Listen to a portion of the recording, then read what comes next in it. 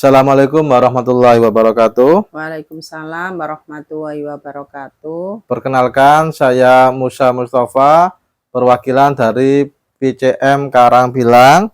Di sini saya akan mewawancarai Ibu untuk penulisan tokoh Aisyah yang berada di Karangbilang. Kemudian meminta izin kepada Ibu untuk merekam dan menuliskannya hasil wawancara ini sebagai bahan lomba di pimpinan daerah Muhammadiyah Kota Surabaya. Bisa diceritakan secara singkat tentang riwayat hidup Ibu dari mulai nama lengkap, kemudian tempat dan tanggal lahir. Terima kasih. Nama lengkap saya Ibu Siti Mariati. Tempat tanggal lahir saya di Surabaya 26 November 1966. Tempat tinggal saya sebelum nikah itu di Kemlaten, setelah nikah di Kedurus. Pendidikan, ya termasuk pendidikan. Pendidikan saya itu di TK Bustanul Alfal 31, di SD Muhammadiyah 22, di SMP Muhammadiyah 6, SMA-nya di SMA Muhammadiyah 4 Surabaya Kemlaten. Dan perguruan tingginya di Universitas Muhammadiyah. Terus S2-nya juga di Muhammadiyah. Karena apa? Bapak itu pesan, kalau selama Muhammadiyah itu ada pendidikan, gak usah mencari lain di Muhammadiyah. Karena Bapak waktu itu merintis berdirinya TK SD. Memang dari ayah saya itu dulu dari Muhammadiyah. Jadi anaknya otomatis semuanya disuruh sekolah di Muhammadiyah. Selama Muhammadiyah itu ada. Kalau tidak ada jurusannya, baru boleh keluar sekolah selain di Muhammadiyah, boleh dipersilakan. Ya, sejak kapan Ibu mengenal Aisyah? Apa yang menarik dari Aisyah sehingga bisa bergabung di Aisyah? Saya mengenal Aisyah itu semenjak SD karena dikenalkan oleh guru saya waktu itu pembinaan di SD, namanya Bu Laila Mawardis, sudah almarhum. Dulu itu SD itu diajari membuat kue. Itu NA diajari nasihatul Aisyah itu ini membuat kue. Terus di SMP-nya itu kita terlibat IPM ya. SMA itu malah getol-getolnya, maksudnya itu sudah IPM, bahkan pengurus IPM yang di SMA itu. Malah kita itu zamannya Pak Harto, kita IPM ada kegiatan, kita ndak izin, itu ditangkep. Kita kalau zaman sekarang itu Satpol PP itu loh, Satpol PP itu membawa saya. Karena apa? Kegiatan Taruna Melati itu waktu itu nggak izin. Akhirnya saya dibawa di kantor polisi, ketua sekretaris bendahara, setengah hari di sana. Baru kepala sekolah ke sana menghadap, baru saya boleh pulang. Itu zamannya Pak Harto itu ketat waktu itu. SMA ya. Terus saya perguruan tinggi ya kan IMM. Cuma nggak terlibat karena saya segera menikah. Tahun 86 itu lulus, 87 saya itu dinikahkan bahkan sama orang Muhammadiyah. Nah, setelah menikah di sana itu mengenal langsung karena suami itu pemuda Muhammadiyah, juga Muhammadiyah, otomatis saya setelah nikah diajak ke Aisyah. Mengenal Aisyah di situ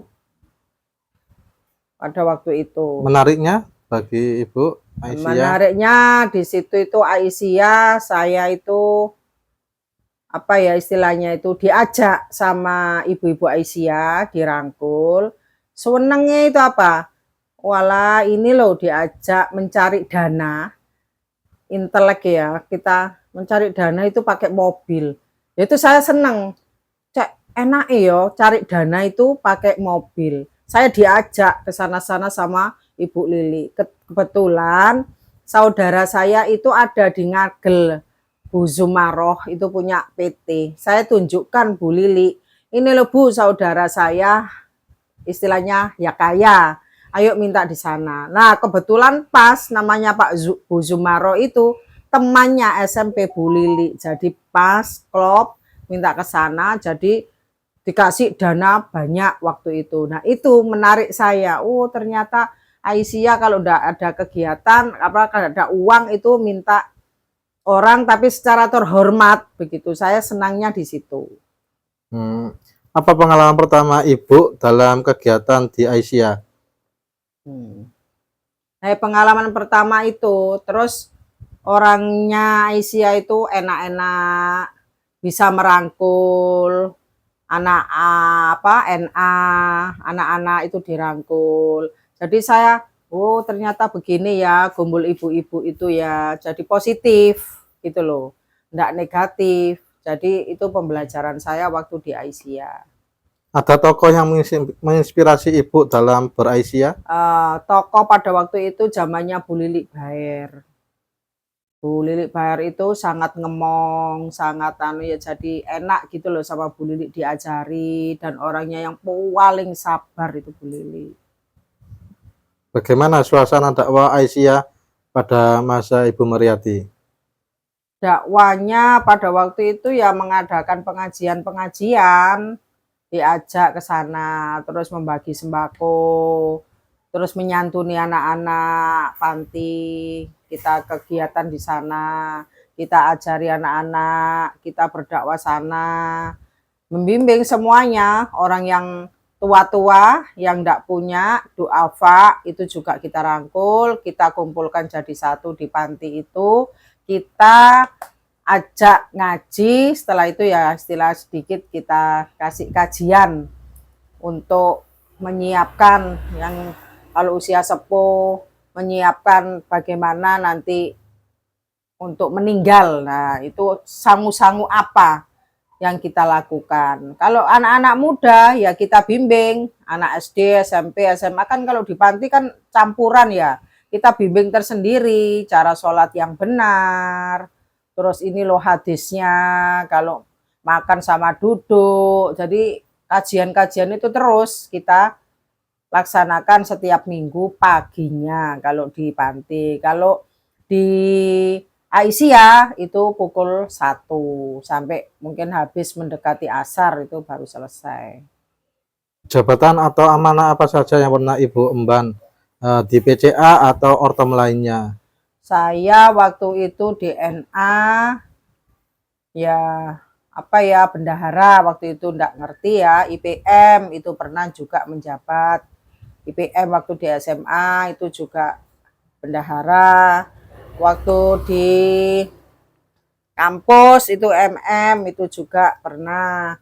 Terus waktu di Aisyah tahun 1990 kalau enggak salah 1955 itu saya sudah dijadikan ketua kader. 2000 sampai 2005 itu apa ya lupa saya jawaban enggak saya Nah ini saya tahun 2010 sampai 2015 ini ketua di pimpinan cabang. Itu sebelumnya menjadi wakil 1, wakil 2, jadi bergantian terus selalu ditunjuk. Kebetulan waktu 2010 sampai 2015 itu saya menjadi ketua PCA-nya. Program atau kegiatan apa yang paling berkesan dan berhasil dilaksanakan? Program saya waktu itu yang berkesan. Yeah. Pada waktu itu TK itu kan kumpul ya satu perguruan.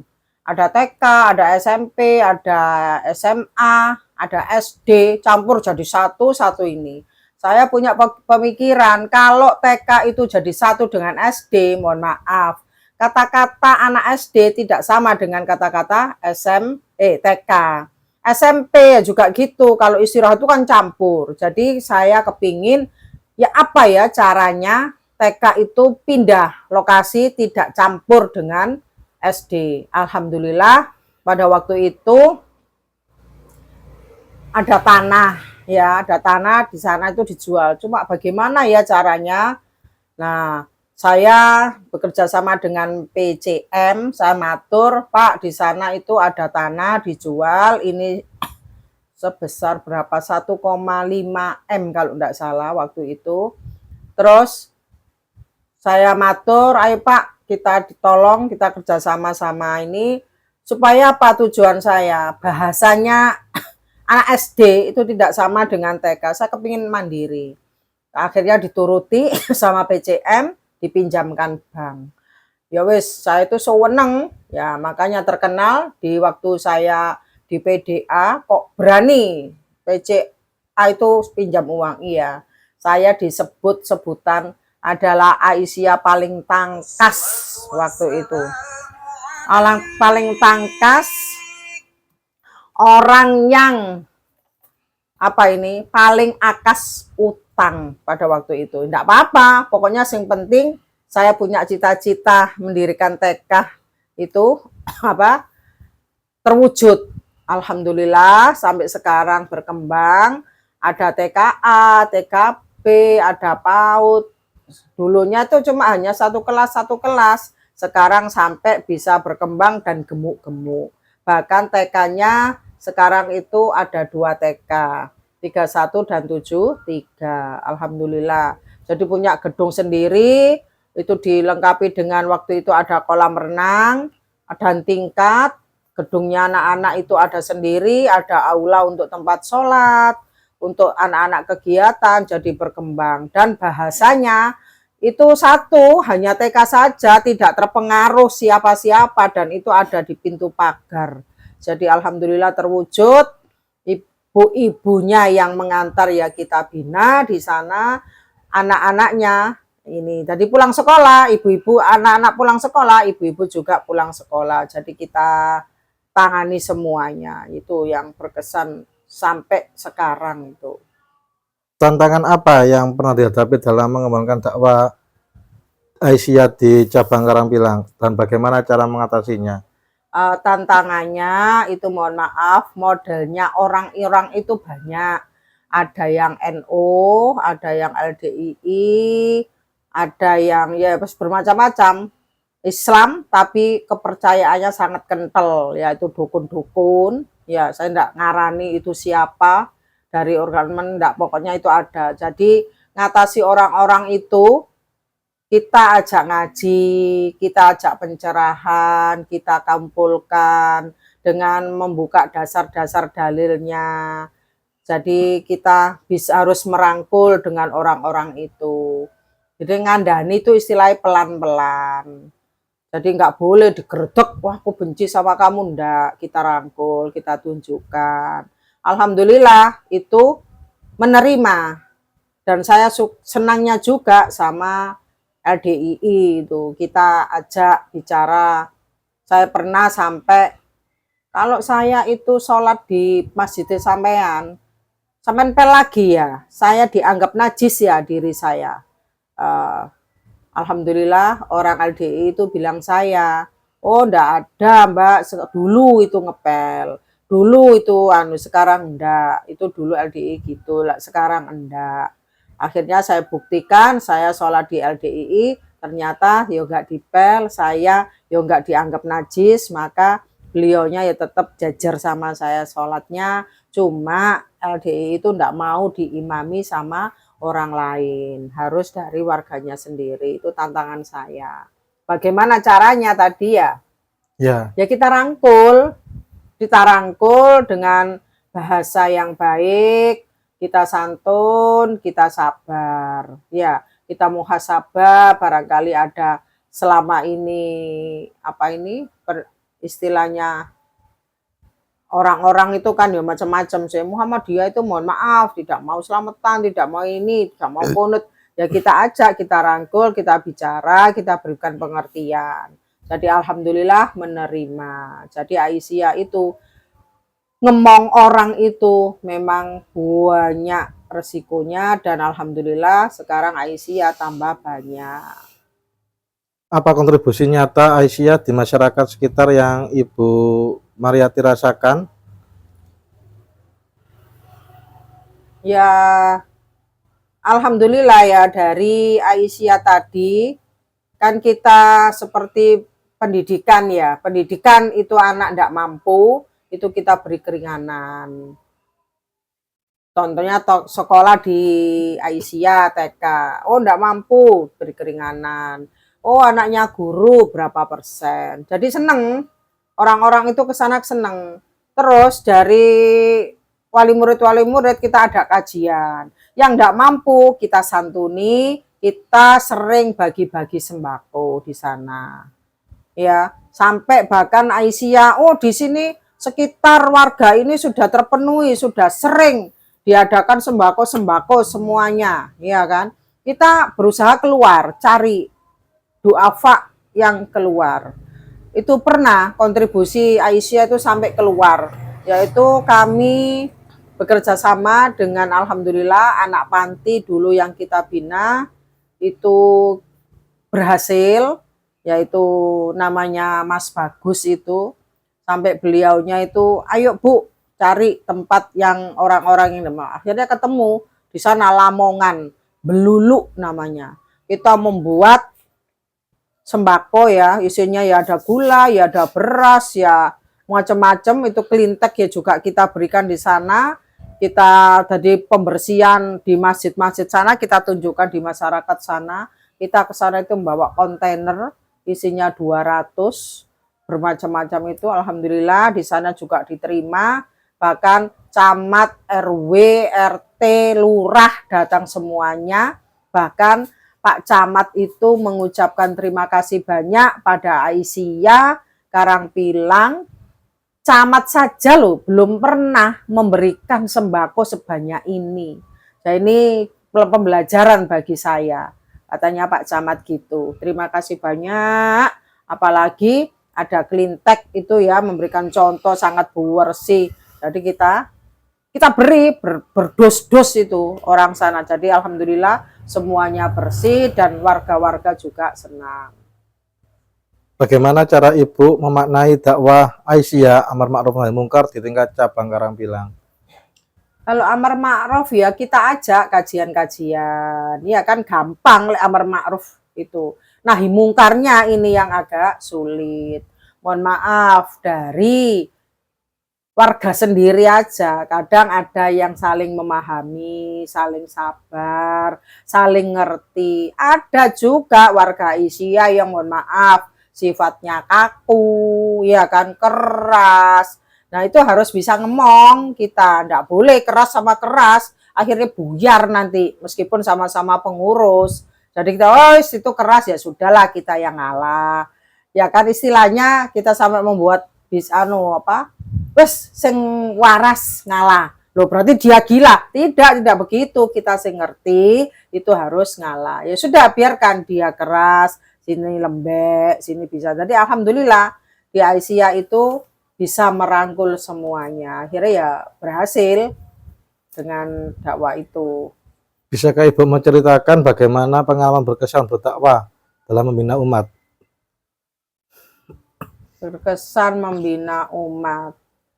Nah, kita itu ya mohon maaf ya, perbedaan di mana-mana itu ada ya. Yang berkesan itu saya merawat jenazah. Karena kan ada Bu Mudin di sana. Nah, Bu Mudin kan beda ya dengan ajaran kita. Bu Mudin tuh pakai bunga-bunga. Kita tunjukkan bahwa contoh Rasulullah itu tidak ada bunga-bunga. Yang ada itu air bersih, air bidaran, dan kapur barus. Kita tunjukkan di sana.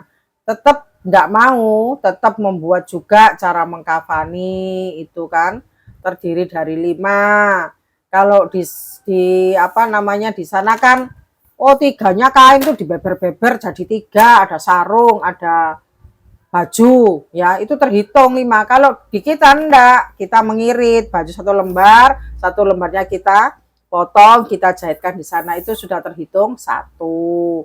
Jadi ada sarung, ada baju kurung, ada baju basahan, baju ini ya penutup itu, dan kerudung, itu hitungan 5. Yaitu cara juga menyiramnya.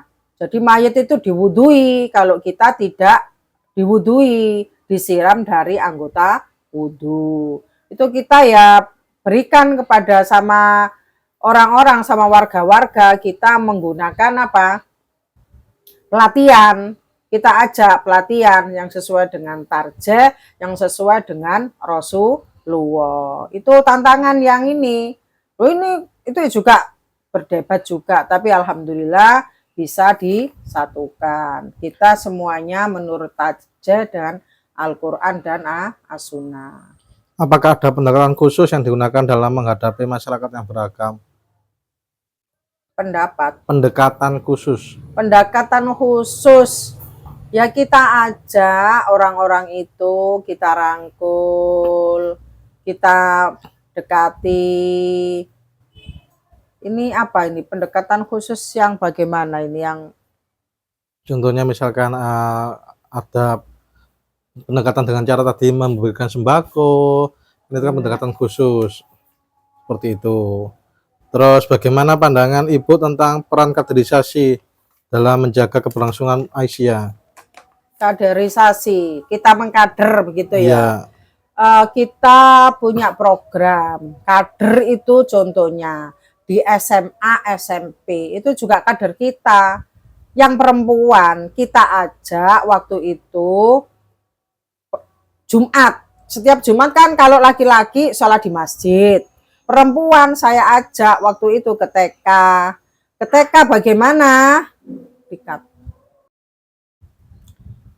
Bagaimana cara mengkader ya Aisyah. Mengkader Aisyah itu kan ada, kita punya sekolah. Ada SD, SMP itu ya, SMA. Tapi kita ambil SMA-nya. Karena apa? Sudah besar. SMA dan SMK, SMP juga. Setiap hari Jumat itu kan anak-anak yang laki Jumatan, yang perempuan kan tidak Jumatan karena tidak cukup tempat masjidnya. Maka anak-anak itu saya ambil, saya suruh ke TK. Kebetulan TK punya aula. Saya kumpulkan di sana, saya buat acara keputrian. Jadi kita mengkader.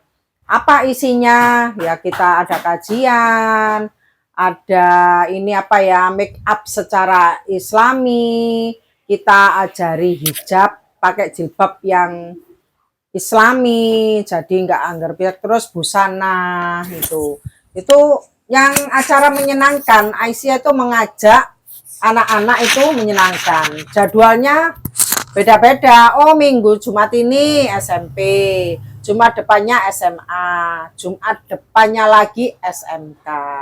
Jadi anak-anak senang kita ini. Ya kita kasih kue, kita kasih minum sekedarnya. Senang anak-anak, ya sudah dapat ilmu, ya apa?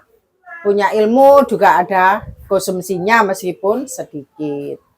Setelah Jumatan, selain ini ya kembali anak-anak ke sekolahnya, pelajaran lagi. Itu caranya mengkader dari situ. Kalau yang NA, yang sudah jadi NA, kita ajari cara menggali dana. Iku ojo istilahnya ojo njaluk ae nang ibuke, nang bapake. Ayo bagaimana bisa mencari uang sendiri. Kita buat kue lebaran, kita buat pastel. Zaman saya tuh gitu dulu. Jadi kita nggak sampai minta uang. Kita buat kue-kue, kita jual waktu puasa, itu kan hari liburan ya, harian apa untuk hari raya. Jadi menghasilkan uang banyak, itu cara mengkader. Ternyata alhamdulillah dikembangkan sama anak-anak NA meskipun tidak semua, meskipun tidak maksimal. Itu.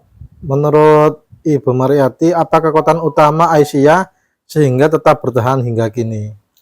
Ya, bertahannya Aisyah sampai sekarang. Ya. Ya alhamdulillah kita sering pendekatan ke masyarakat tadi, kita ajak kajian-kajian, kita ajak pelatihan-pelatihan, kita sering membagi sembako, ya kan, membuat daycare lansia, yang tua-tua itu kita bina sendiri, kita ada istilahnya apa itu, dari kesehatan itu kita cek darah itu kolesterol, asam urat, ya kan, itu mesti setiap 1 bulan sekali. Namanya dekar lansia. Ada juga kita beri, kita sangoni orang-orang itu yang datang. Insya Allah itu ada 20 orang, kita beri 100-100 dan kita beri sembako orang-orang itu. Terus kita ajari ngaji, kita siapkan ibadah yang benar, kita ajari sholat. Ya, jadi orang-orang tua itu istilahnya menyiapkan mati ku opo sangune mati, yaitu. Bagaimana harapan Ibu Mariati terhadap generasi muda Aisyah di masa depan? Ya, harus melebihi kita. Melebihi kita, maksudnya harus lebih bagus. Ya, setelah kita ajari, kita ajak pelatihan-pelatihan tadi kan ilmunya sudah banyak. Jadi harus bisa dikembangkan. Seperti kader sekarang. Saya tetap, ayo kader masuk ke SMA. Kita ajak, kita bekerja sama dengan PWM. Contohnya kita ngetes ya narkoba. Apakah anak-anak ini terkait dengan minuman keras ada enggak, narkoba enggak, kita kerjasama dengan pengambil materi dari pimpinan wilayah, kita masuk ke sekolah-sekolah itu. Apa pesan Ibu Mariati kepada kader dan pimpinan PCA Karangpilang agar tetap istiqomah dalam dakwah? Pesan untuk kader masa depan. Ya,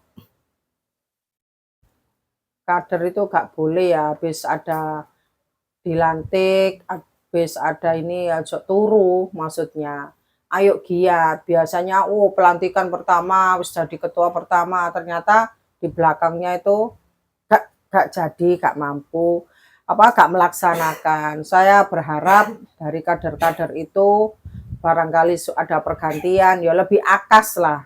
Kalau ndak bisa ya tanya pada ibu-ibunya sama bapak-bapaknya, kan banyak di situ. Ya ojo diem aja, ndak punya uang, mesti kan ya juga minta, pasti kita beri. Anak-anak kita pasti kita beri. Minta apa, ada kegiatan apa-apa itu mesti kita beri. Apalagi mesti IPM itu sebenarnya uang itu ada dari sekolah. Tapi anak-anak minta keluar pada ibunya, ya kita beri. Kita beri, terus semuanya itu kita beri. Kita pendekatan supaya anak-anak itu jalan, kegiatannya itu jalan. Jadi kita juga mendorong dari finansial dan juga apa yang dibutuhkan ya kita insya Allah bisa melaksanakan, insya Allah. Sebagai penutup, Ibu minta untuk menyampaikan pesan singkat atau moto hidup dalam berjuang di Aisyah. Juang di Aisyah itu kalau saya ya hidup-hidupilah Aisyah, jangan mencari penghidupan di Aisyah. Yang terutama itu khairun nas anfa'uhum linnas. Sebaik-baik manusia adalah berguna untuk manusia untuk manfaat manusia lainnya itu. Ya, terima kasih Ibu atas partisipasinya dan waktunya.